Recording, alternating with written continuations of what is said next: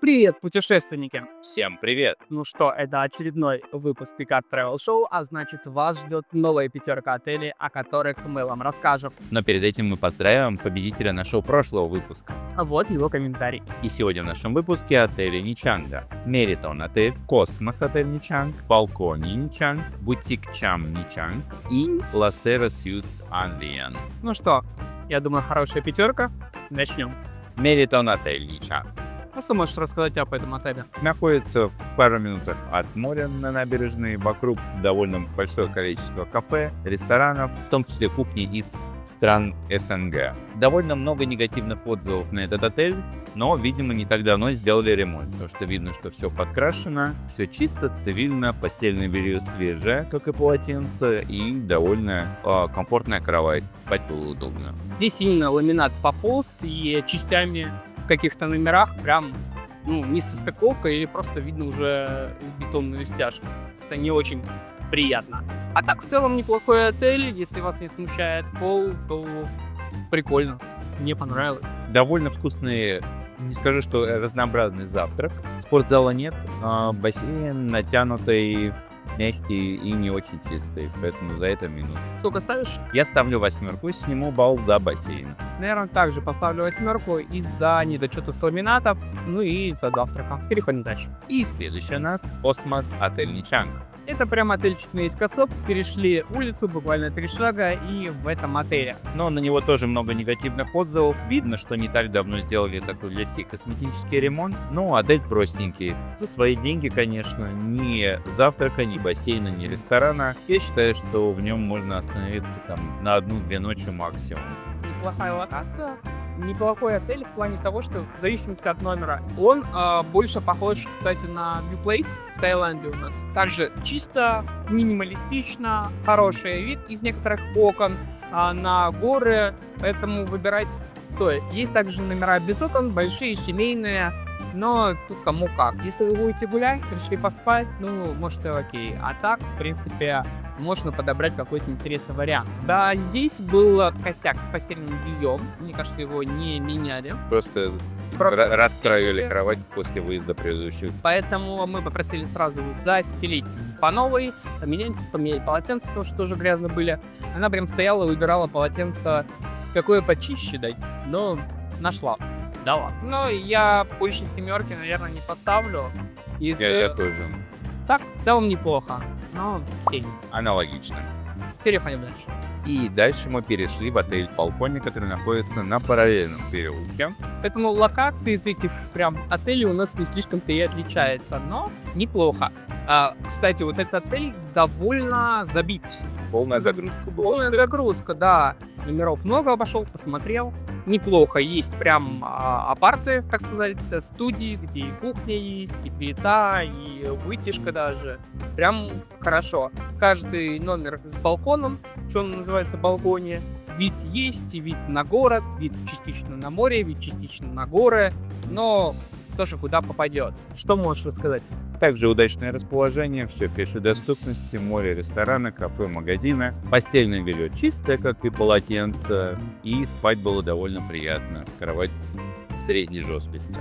Да, здесь прям приятно находиться было, все чисто, свежее, за отелем следят, видно, поэтому я, в принципе, рекомендую. Я, наверное, поставлю 9, несмотря на такое бассейн. Место, лаунж, такое простенькое слишком.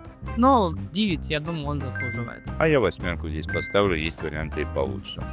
За эти деньги в то время не было. В то время. А если как бы в разные, всегда можно найти что-то интересное. И либо бюджет увеличить, либо даты поменять. Поэтому определяемся, смотрим, выбираем. А выбирать где отели? По ссылке в описании. Точно так же там бронируйте и авиабилеты. И дальше мы перемещаемся в Бутик Чам Ничанг отель. Находится он немножко вдали от основных локаций, от центра. Находится он в районе канатной дороги на остров Глинкорл. Это такой закрытый коттеджный поселок, малоэтажный. Довольно тихое место. Есть пару магазинов и несколько кафешек. До центра можно, в принципе, довольно быстро на такси, на мотобайке добраться. И также ходит автобус от Винперло. Да, в принципе, неплохая локация, если вы хотите тишину и спокойствие. Здесь прям умиротворенно, спокойно, тихо и релакс. Как раз здесь, мне кажется, семейный отдых с детьми, с маленькими детьми, коляски, погулять довольно хорошо, потому что дороги ровные, не загружены, опять, ни байками, ни машинами, то есть здесь такое вот семейное комьюнити, можно сказать, очень много школ, детских садов, и, я так понимаю, многие экспаты живут в том районе с детьми, причем не только из России, но и из разных стран, там пообщались, реально вот именно в школу дают, учат, прям хорошо. Отель неплохой, но нюанс был в следующем. У нас в первый же день сломался лифт. Хорошо, мы не на 4-м шли, это шли на 3-м, как планировали. Но вот пешочком туда-сюда с багажом спускались туда, хоть поднялись на лифте. Это было хорошо. Завтрак здесь неплохой, но минус огромный здесь по меню. В плане того, что нету шведского стола, вы заказываете, приходите блюда, которые хотите съесть. Но, опять же, вас лимитируют, иногда не дают заказать большое количество блюд. Съешьте, не наедитесь, потом еще подойдете. Ну, может быть, да, как-то так странновато. В целом отель реально неплохой. Главное подумать вот с завтраками, что делать. Какую-то базовую вещь, элементарно хлопья, вы же можете поставить. Хлопья, еще какие-то вещи, которые человек может сам. Да, блюда горячие там на заказ, а остальное можно выставлять. А так я прям рекомендую, я здесь 9 тоже поставлю. И бассейн хороший, хотя внутри не слишком прогревается. Приятно находиться, реально приятно. Номера тоже разные, есть категории, выбирайте на свой вкус. Соглашусь, настоящий бутик-отель. Очень красивый дизайн номеров, прям располагает к комфортному отдыху. Постельное белье свежее, полотенце тоже, и спать было очень комфортно. Да, действительно, от завтраков ожидаешь все-таки более разнообразного шведского стола, и все как-то по выдаче, но наесться тоже можно. Но все очень красиво, красивое лобби, зона ресторана, кафе работает в течение дня. И, в принципе, достойно. Я также поставлю 9. Переходим дальше. Именно переходим, потому что отель соседний За углом. за углом. La Sierra Suites Ambient. Из названия мы предполагаем, что здесь suites типа апартаменты. Но по факту это не отель и не апартаменты, и не то, что-то между среднее. Первое, что нас встречает, это темнота. Довольно небольшое количество света. Висит лампа над кроватью, которая не особо спасает. Ну да, это прям такой слишком камерный. Для тех, кто не любит свет, солнечный особо не попадает, окна небольшие, но есть балкончики зато. Номеров особо не посмотрел, потому что, опять же, праздники, все было забито. Постельное немножко грязновато, опять же, поменяли, но мне кажется, здесь просто не отстирались пятна, но кто знает, нам поменяли и хорошо. В целом, я бы, наверное, там не остановился. То есть за те деньги, в принципе, нормально, да, но из-за темноты все давит, темные оттенки. Дизайн, в принципе, достойный. Достаточно было бы сделать какой-нибудь красивый свет или просто более мощные светильники установить.